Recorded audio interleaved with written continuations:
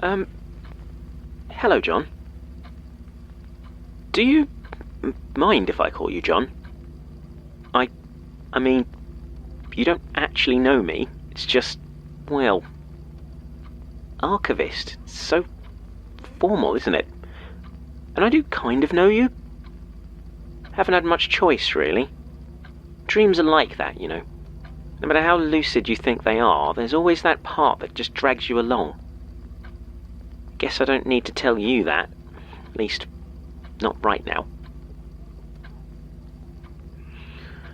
I wish I could tell you why I came here. I wish I knew why I came here. I suppose there's only so long you can dream about someone and not at least try to find them. That was it with the old woman too. That was different though. Way I figure it, she stuck her nose in just about everywhere it wasn't wanted and stirred up hornets, till all the precautions in the world couldn't stop death from finally catching her. If I'd have known more back then, I'm not sure I'd have bothered trying to warn her. Still, you live and learn, don't you? Sorry to go on. I don't talk to many people these days. Putting my thoughts outside myself, it gets a bit clumsy. Be easier if you could talk back, right? Ask me questions and just have it tumble all out. But no, it's just me. Wish there was a better way, but touching someone's mind, it's not as simple as that, is it? Doesn't always make things clearer, you know? Still, I gave the old woman a statement, so maybe I owe you one as well. That's how it works, right? Give you a terror, give you a dream. It's not like I don't have them to spare. Let me tell you about how I tried to escape. So, my name is Oliver Banks. In my other statements, I use the name Antonio Blake, but I don't really think either name has much meaning for me anymore. It's been almost 10 years since I first started dreaming about the deaths of others, seeing those awful veins crawling into them, into wounds not yet open or skulls not yet split. People who are about to die. Every night I watch as they snake up and into throats about to choke on blood or urging into hearts about to convulse. I've come to terms with it. I've learned to live with it. But about 2 years before I came to your institute, something happened. Something I didn't want to talk about. Didn't even want to think about. I started to see them when I was awake. It was subtle at first, so quick I could pretend I hadn't seen. Just a second of them webbed over the face of a drunk old man stumbling into his car. A chain smoker exhales, and just for a second I catch one dangling from his mouth before it slithers back inside. Crossing a bridge and I might see one snaking along the road and over towards the railing. Looking back now, I feel like an idiot, trying to pretend I was imagining it, that I was just tired or whatever bull I told myself. It started to happen more often, and I began to avoid the places that I visited in my dreams. I sort of knew, you see, that not all of the chords would have faded when I woke up. I still remember the first time I tried to touch one. In my dreams the night before, I had found my way back to my own street. I don't know why I did it. I knew it was a stupid thing to do, walking past my own home in a dream, but maybe I wanted it this way. I mean, when I stepped out of the building that morning, I didn't turn towards the bus stop like I always do. I turned right instead, and walked over to the little alleyway where I knew, sometime in the next week, a young woman was going to have a fatal aneurysm. And there they were, on the concrete, like a starburst of fleshy roots, spreading and reaching out from the spot where her head was going to hit the ground. They moved just like in the dreams, throbbing and pulsing. I had to take a moment, just to be sure, just to be completely sure that I was awake. Felt like I was staring at it for hours, but I don't think it was much more than a few minutes. They didn't fade, didn't vanish, and there was no way for me to pretend that they weren't there. So I reached out my hand and tried to touch them. You know what's weird, right? In all my years of being a... what am I? Deaf prophet? Whatever. I had never actually touched a corpse. Hardly ever seen one in real life. I could have told you in a moment how many people in this hospital were going to die, how many would do it tonight, even how it was going to happen. But I had never once actually come up close to a dead body. I always assumed they were cold. Not quite damp, but sort of clammy. And still. This was like ice. No, colder than ice. The sort of cold that just cuts right through you. It was soft and rubbery, squirming when I pressed on it and recoiling from the tip of my finger. I'd never felt anything as cold as those veins. It was so... patient. It made me think of those winter mornings when I was a kid with no snow, just frost and frozen mist over everything, keeping the world in place, curling you up into yourself and quietly waiting for you to lose your footing, to slip up and fall. Snap. It made me think of dead worlds floating out into space, places that didn't know and didn't care that life even existed. It made me think of mortality, like the seconds that were dragging me to the grave were being pulled out of me. And the worst part was that somewhere in me, I liked it.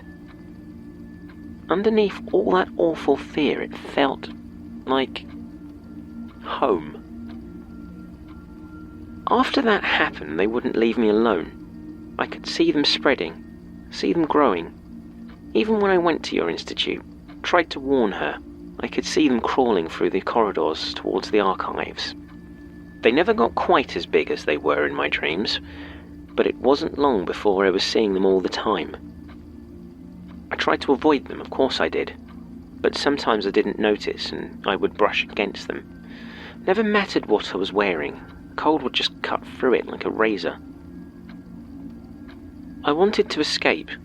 I needed to. I became obsessed with trying to find somewhere with fewer and fewer people.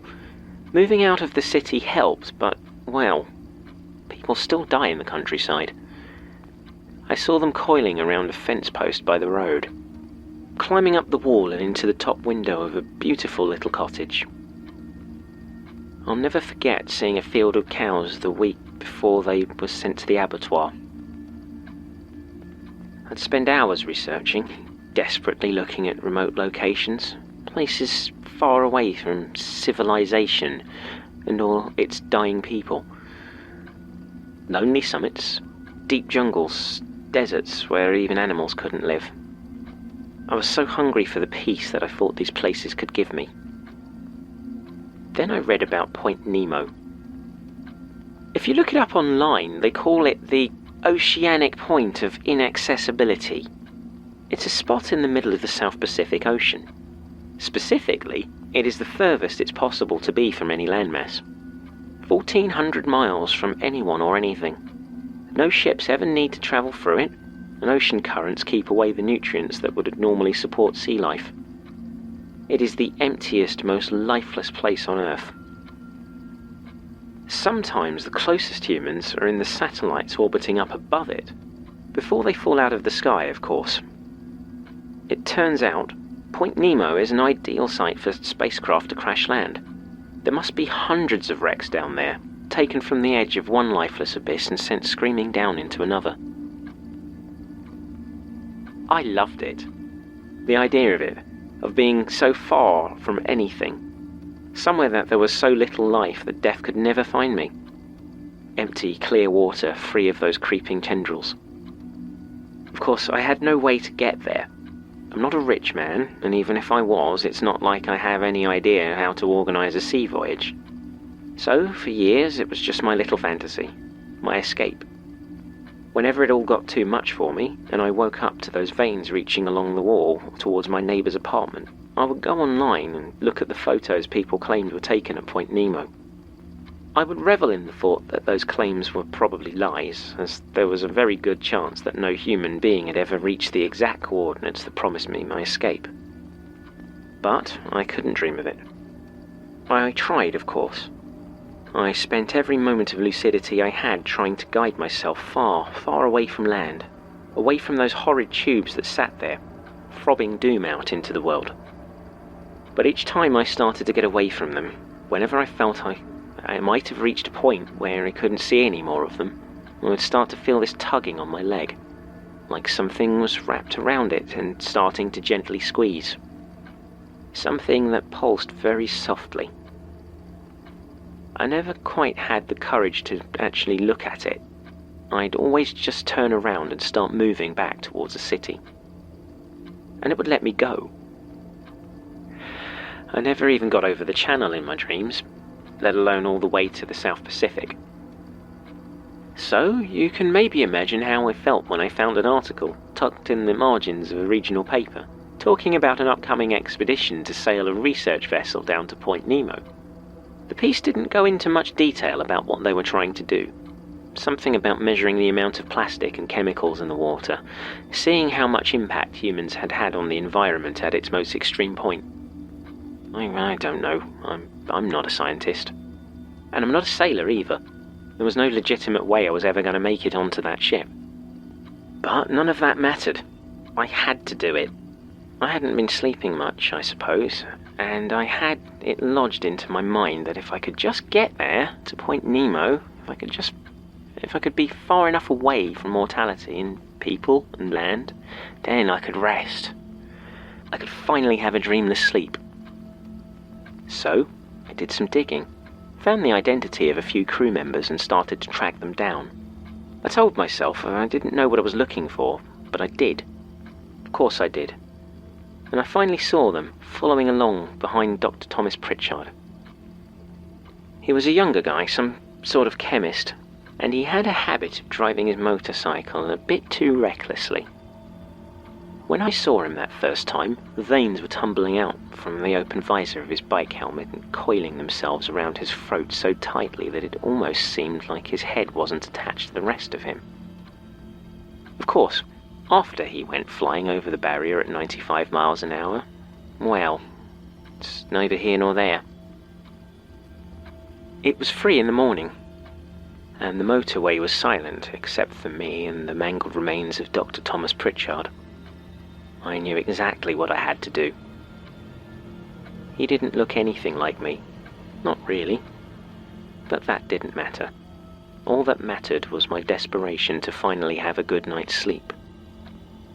I looked at his body, but all I could think of was the gentle rocking of lifeless waves. So, I took his ID and his keys.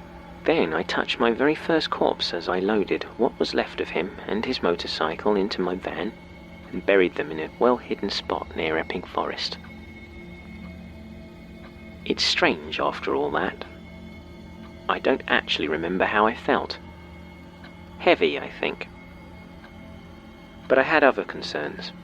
It was a daft plan. It shouldn't have worked. Someone should have driven past while I was moving them. Someone should have seen me. But they didn't. With his keys, I let myself into Dr. Pritchard's flat and gathered as much information on the expedition as I could. It wasn't a lot. Not that I could really understand, and I just had to hope it was enough to pass myself off. Even if it was only long enough to get one good night's sleep. As it turned out, I needn't have bothered. Far as I could tell, nobody on board had actually met Dr. Pritchard in person. A couple of people told me they had the greatest respect for my work, and a few did say how different I had sounded on the phone. But once I walked up and said who I was, nobody even bothered to check my ID. I don't remember the name of the ship. I mean, boarding it was such a blur I didn't really notice much, and later on I was far too nervous to ask. It was large, though, with every spare inch covered in scientific equipment of some sort or another. I was relieved to find out I was the only chemist on board, so nobody was going to see me misusing anything and figure out what was going on. At least, not until it was too late to act upon it. There were a couple of marine biologists on board, a meteorologist, an engineer, someone who called herself a macroecologist, though at times she looked almost as out of her depth as I did. Beyond that, there were half a dozen crew running the ship. They were led by Captain Maccabee, a tall, ugly woman with a sharp tongue, though it was never clear to me whether she was the one in charge of the expedition, or if it was Clara, the senior-most marine biologist. It didn't really matter, of course. As far as I was concerned, Dr. Pritchard was a private, standoffish person who liked to spend his time alone in his makeshift lab, or asleep in his bunk. And I did sleep. The further we got from land, the deeper and more peaceful it became. I still dreamed, of course, but I would just wander the empty deck of the ship, drinking in the quiet atmosphere of the place. I did have to force myself not to look over the railing in my dreams. Once or twice, while staring at the peaceful dream water, I almost felt like I could see something moving deep below the surface, impossibly huge and dark. I quickly learned the lesson to remain fully focused upon the ship when I dreamed. Of course, the more rest I got, the more lucid I became. I was thinking more clearly than I had in months, and the absolute foolishness of what I'd done to get there was starting to sink in.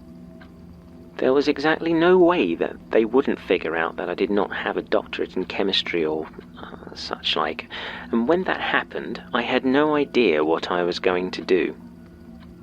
I spent days trying to think of some sort of plan, but in the end, the best I could come up with was just to wait for it, and throw myself upon their mercy and hope that they'd take enough pity on me not to immediately pitch me overboard into the waters of the South Pacific. But that was the future. Before then, I had months of peaceful sleep ahead of me. Then I had weeks, then days. The ship kept going, powering on towards a destination I wasn't completely sure I still wanted. I started to wander the decks in my waking hours as well as my sleeping, staring at the horizon. It never ended, but kept getting closer, all the same. Time is like that, isn't it? Just keeps going. No matter what happens, it just carries on. And it strips everything away from you in the end, the good and the bad alike, until there was nothing left of either. This too shall pass. All good things must come to an end. Memento mori. As soon as I woke up, I knew he had finally reached Point Nemo. Everything felt different, like the calm I had been getting accustomed to had been torn away completely, and where it had been was just this horrible, ice-cold terror. I felt something on my chest, coiling up my back and pulsing gently around my throat. I didn't need to look down to know what it was. In a second, I was out of my bunk and charging onto the deck, just to see veins, dark and cold and bigger by far than any I had ever seen, rise up from the water below us. They towered over the ship for just a second before starting to wrap themselves around it. For a moment, the embrace looked almost affectionate. The rest of the crew didn't seem to notice, walking through the immense grasping tendrils like they weren't there at all, even as the smaller branching cords stretched off and wrapped around each one of them in turn. And the soft, icy flesh that wrapped around me kept gripping me tighter and tighter, till I could barely move. I wanted to scream, but the others were already staring at me as if I was screaming obscenities. Perhaps I was. At that moment, a sudden calm came over me. I understood it all. I could follow the line of the huge veins that encased the ship down into the water, leading off to a point almost a mile from the southeast. There.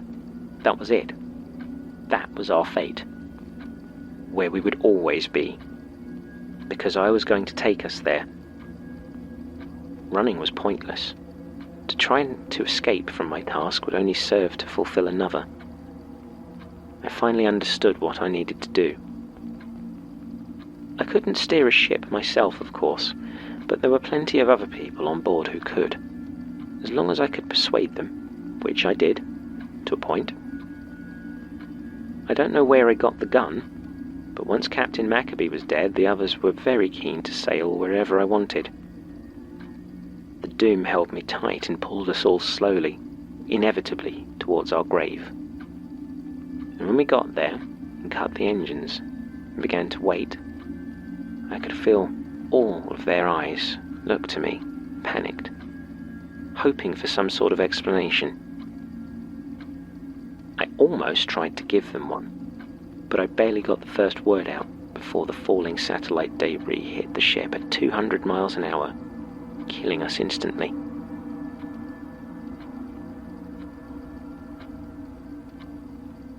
Right. That's it, I suppose. Maybe you heard me. Maybe you'll dream. Then again, maybe I just wasted my breath. But I don't think so. Honestly, I'm still not exactly sure why I'm here. But you know better than anyone how the spiders can get into your head. Easier to just do what she asks. The thing is, John, right now, you have a choice. You've put it off a long time, but it's trapping you here. You're not quite human enough to die, but still too human to survive. You're balanced on an edge where the end can't touch you, but you can't escape him. I made a choice. We all made choices. Now you have to... Can I help you? I'm a friend of John's. Are you now? Yes. Right, just haven't seen you visiting before. I've been out of town. Right. The nurse didn't say anyone else was here. No. Oh. Well, sorry if I surprised you. It's fine. I'm Antonio. Sure. Do you, mind giving us a minute? No, I think you're done here. Oh.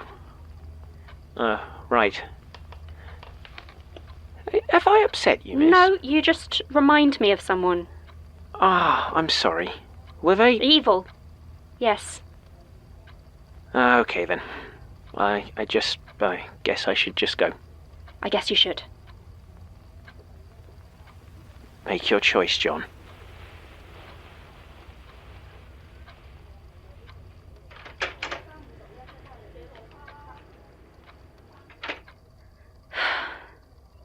Sorry about that.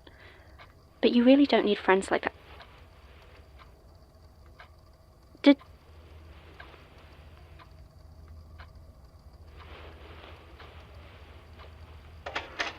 Hey, get back here. I need to talk to you.